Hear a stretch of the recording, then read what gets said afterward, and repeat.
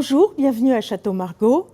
Appellation Margaux, nous sommes un des rares crus à avoir le même nom que l'appellation, ce qui aide beaucoup évidemment à notre prestige et à la renommée. En plus, Margaux est un très joli nom. Les vignes de Château Margaux remontent au XVIe siècle et il a fallu des générations de régisseurs, des générations de propriétaires pour déterminer les meilleures parcelles. Notre famille est plus récente. C'est mon père, citoyen grec, né en Grèce, qui a acheté la propriété sur un coup d'intuition que je pourrais qualifier de génial, à un moment où Bordeaux traversait une crise et des millésimes plus mauvais les uns que les autres. Mon père est malheureusement mort en 1980. J'ai pris sa suite, donc cela fait maintenant 36 ans. Il n'y a pas un jour où je ne pense pas à lui le matin quand je me réveille, parce que posséder Château Margaux, c'est un privilège à peu près unique. Et j'ai la chance aussi d'être secondée à présent par ma fille Alexandra, qui sera donc la 3e génération propriétaire de Château Margaux.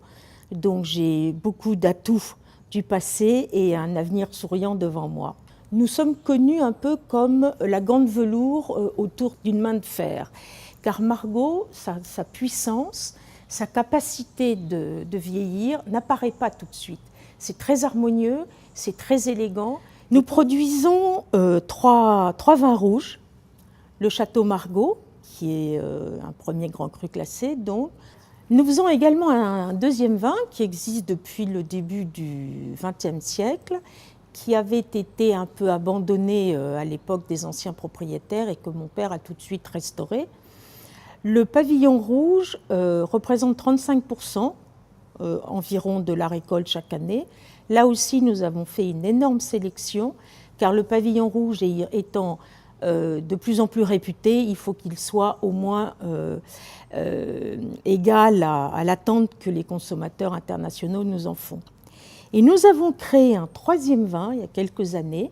Nous avons commencé avec le millésime 2009, car j'étais allée une fois en Chine, enfin plusieurs fois en Chine, mais quelqu'un m'avait beaucoup frappée en me disant « il faut absolument que vous fassiez un 3e vin parce que ça nous permet d'accéder au mythe ». Et donc ce 3e vin, que nous appelons Margaux du Château Margaux, et nous l'avons lancé donc sur le millésime 2009 car il était trop bon pour ne pas garder, et nous avons continué depuis. J'ai eu la chance à Château Margaux, depuis la mort de mon père, d'être entourée de grands spécialistes. Je crois qu'une des décisions les plus importantes qu'il ait fait, c'est d'appeler Émile Pénaud à son aide, qui était un grand œnologue. Et j'ai eu la chance aussi d'être épaulée pendant 33 ans par Paul Pontalier, un homme exceptionnel qui gérait Margaux comme s'il en était propriétaire, il le disait souvent, et qui a laissé une marque indélébile sur ce domaine et qui est malheureusement décédé au mois de mars de cette année. Là, nous sommes un peu orphelins, nous allons essayer d'être dignes de lui et de lui faire un grand 2016, pour faire un doublé, ce que tout le monde espère à Bordeaux cette année.